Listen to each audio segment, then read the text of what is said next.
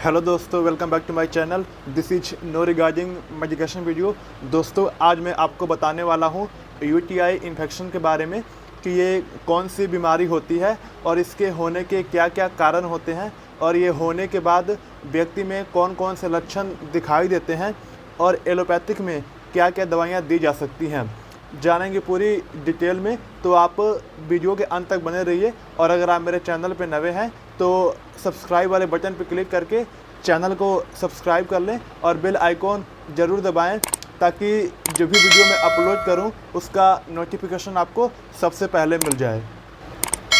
दोस्तों, UTI infection हमारे urinary system के किसी भी पार्ट में, जैसे kidney, renal pelvis, ureter, bladder और यूरेथ्रा में बैक्टीरियल इन्फेक्शन की वजह से हो जाता है और ये मेल और फीमेल दोनों में हो सकती है, पर ये मेल के कंपैरिजन में फीमेल में ज़्यादा होती है। अब जान लेते हैं यूटीआई इन्फेक्शन होने के क्या क्या कारण हो सकते हैं। तो ये महिलाओं में ज़्यादातर अनहाइजीनिक सेक्स की वजह से हो सकता है, या फिर कोई महिला है जो बर्थ कंट्रोल करने वाली दवाइयाँ खाती हैं तो उनके ओवरडोज से भी यूटीआई के इन्फेक्शन होने के चांस बढ़ जाते हैं। और ये बैक्टीरिया, फंगस, वायरल और पैरासाइटिक इन्फेक्शन, ये हर तरह के इन्फेक्शन की वजह से हो सकता है।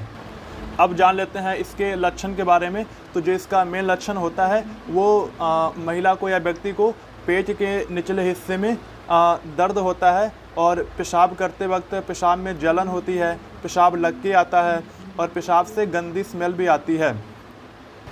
और सेक्सुअल रिलेशन बनाते वक्त दर्द होता है और ज़्यादा इन्फेक्शन होने की वजह से कभी कभार पेशाब के साथ खून भी आ जाता है। और किसी किसी व्यक्ति में बुखार, जी मिचलाना और उल्टी जैसा समस्या भी हो सकती है। अब जान लेते हैं इसके इलाज के बारे में कि एलोपैथिक में क्या क्या दवाई दी जा सकती है।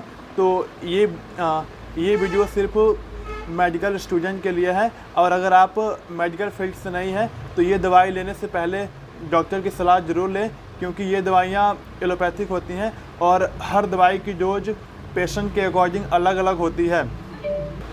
इसीलिए अपनी मर्ज़ी से कोई भी दवाई ना लें। दवाई लेने से पहले आप एक बार डॉक्टर से ज़रूर दिखाएं। अब जान लेते हैं इसके इलाज के बारे में। तो जो इसका इलाज होता है वो पेशेंट पे डिपेंड करता है कि पेशेंट को क्या प्रॉब्लम आ रही है। अगर किसी व्यक्ति को ताड़ू में, यानी कि जो उसका पेल्विक एरिया है उसमें दर्द होता है, जैसे पेशाब में जलन या दर्द होती है, तो इसको कोई भी एक NSAID कैटेगरी की दवा, जैसे डिक्लोफेनाक सोडियम विद पैरासीटामोल के कॉम्बिनेशन में दवाई आती है, जैसे डायनापार हो गया, या फिर असिक्लोफेनाक विद पैरासीटामोल के कॉम्बिनेशन में जो दवाई आती है जैसे LDSP हो गया। तो इन दोनों में से कोई भी एक पेन किलर एक एक गोली सवेरे शाम खाना खाने के बाद दिया जा सकता है। और अगर किसी व्यक्ति को ज़्यादा दर्द पेट में होता है तो उसको असिक्लो और डिक्लोपैरा की जगह पे ड्रोटावरिन विद मेफेनेमिक एसिड की टैबलेट आती है, तो वो उसकी जगह पे ये गोली दी जाती है, जो कि आपको मार्केट में ड्रोटिन M के नाम से मिल जाती है। और ये गोली एक एक गोली सुबह शाम दी जाती है। और ये पेन किलर एक एक गोली सुबह शाम कम से कम 4 से 5 दिन चलाई जाती है। और इन्फेक्शन को ठीक करने के लिए कोई एक अच्छी एंटीबायोटिक्स दी जाती है, जैसे कुछ ऐसे एंटीबायोटिक्स जो कि यूटीआई में बहुत अच्छे काम आते हैं, जिसमें पहला होता है नॉरफ्लोक्सासिन 400 mg और सेफोडोक्सिम 200 mg, या फिर अमोक्सी एंड पोटेशियम क्लेविनेट। इन तीनों में से कोई भी एक एंटीबायोटिक्स सवेरे शाम खाना खाने के बाद 4 से 5 दिन तक दिया जाता है। और जब इतनी सारी दवाई मरीज़ को चलती है तो उसके पेट में गैस बन जाती है।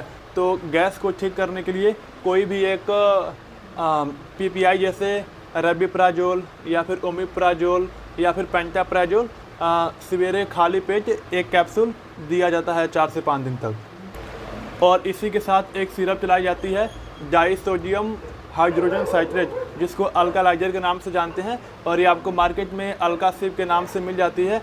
और ये इसलिए चलाई जाती है क्योंकि कुछ एंटीबायोटिक्स ऐसे होते हैं जो कि अल्कालाइन मीडियम में काम करते हैं, वो एसिडिक मीडियम में काम नहीं करते हैं। तो जो ये अल्कालाइजर होता है ये क्या करता है, ये एसिडिक मीडियम को तोड़ करके अल्कालाइन मीडियम क्रिएट करता है, जिससे कि जो एंटीबायोटिक्स दवा होती है उसका असर बहुत अच्छे से दिखाई देता है। और ये अल्कलाइज़र भी आधे गिलास गर्म पानी में कम से कम 10 ml डाल के सुबह शाम पिलाया जाता है और इसे भी 4 से 5 दिन तक चलाई जाती है। दोस्तों, अगर ये जानकारी आपको अच्छी लगे तो वीडियो को लाइक करें और ऐसे ही दवाई से संबंधित जानकारी पाने के लिए मेरे चैनल को सब्सक्राइब करें। धन्यवाद दोस्तों।